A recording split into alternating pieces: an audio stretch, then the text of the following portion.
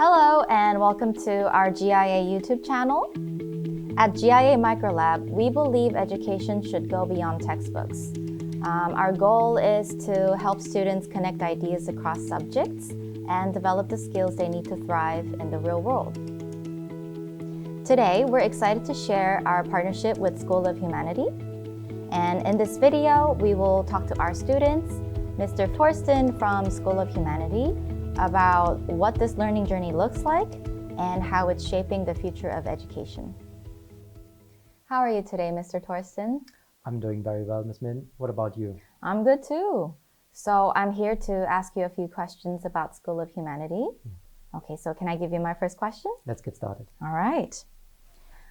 So for parents who may not be familiar with School of Humanity, could you briefly explain your educational philosophy and the learning model? Sure. So we very much believe in project-based learning in a very personalized approach. And our learners work on real-world projects and also come up with real-world solutions. In traditional schools, we have our learners exploring subjects very often isolated.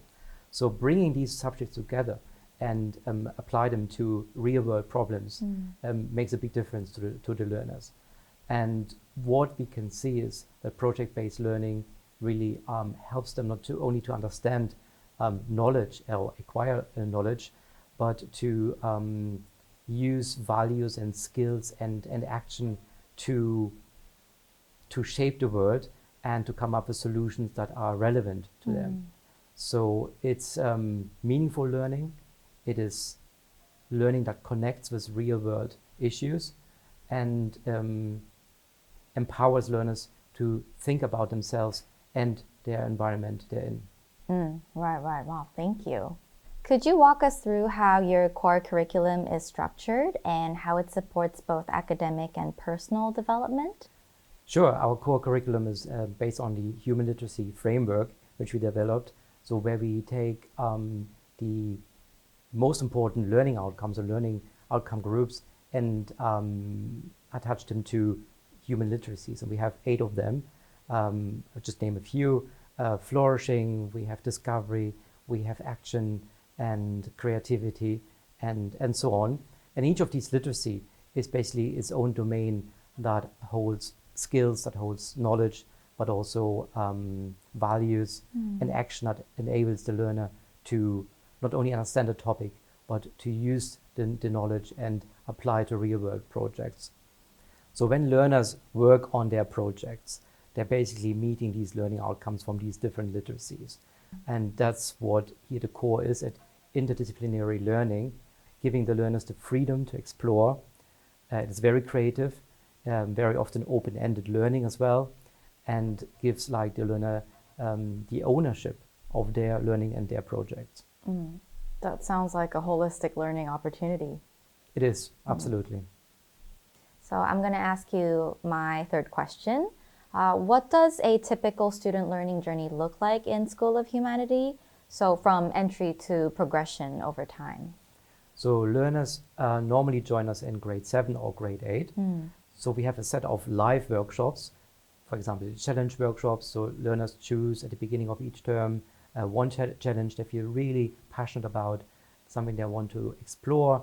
Then we have our amazing flourishing curriculum, also some lab sessions on discovery, on action and quant. These are the live workshops. And then we have the personalized learning journey where learners in their own time, at their own pace, make progress on very specific skills and learning outcomes, something they want to focus on, sometimes also to close gaps. And we use also a platform we built ourselves, Voyager, where learners can log in, they can upload their evidence, and at the same time communicate with their facilitators and also staying on track of their daily tasks. So every time a learner uploads a project, this could be a weekly project, this could be their flourishing journey or anything else, they see exactly their progress in each literacy and for each learning outcome. And we want learners to meet at least 70% of these learning outcome groups so that they show proficiency in those skills, and then they are ready for the next step, the high school. Wow, that sounds, I guess the core value sounds very similar to what the primary is doing in GIA, but I guess it's so much more cutting edge and like middle school coded. Next question. So in the absence of traditional exams, how do you assess and track student growth and achievement? And how is this progress communicated to the parents? So as you just mentioned, so we don't have any exams and there's no memorization taking place. Learners evidence their work through projects. This could be from the challenge workshops, this could be their flourishing journey, this could be also projects they do inside action labs or quant labs, but also any work they do outside of School of Humanity. We have learners who are very active in their communities, they volunteer, or they are part of an orchestra, they do sports, all kind of activities, and that can be seen as evidence to their to meet these learning outcomes. So when learners finish a project, they go and log into Voyager, they upload their evidence, and then they get feedback from the facilitator, and then this outcome will be then measured against the learning outcomes we use from the Human Flourishing Framework. And parents and learners can see this in real time.